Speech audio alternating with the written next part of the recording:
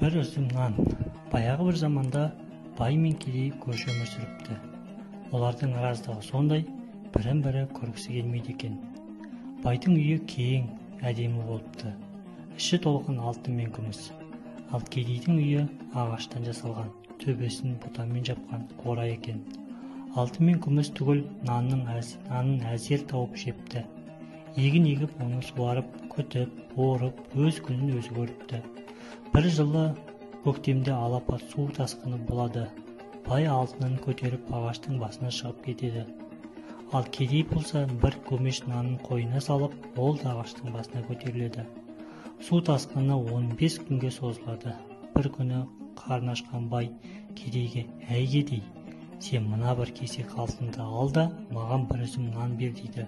«Жоқ, алтынның өзіңе нан бере алмаймын» деп жауап береді кедей.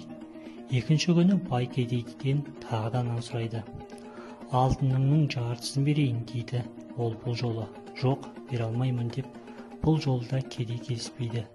Ақыры аштан өліп бара жатқан соң шыдамай бай бір өзім нанға барлық алтын айырбастайтынын айтады. Кедей бәрібір көнбейді. Бойынан күші кеткен бай басы айналып суға құлап кетеді. Ал келесі күні су тоқтап, кедей ағаштың басынан түседі. Халықтың алтын күміс тас екен, арпа бидай ас екен дейтіні осыған орай айтылған екен.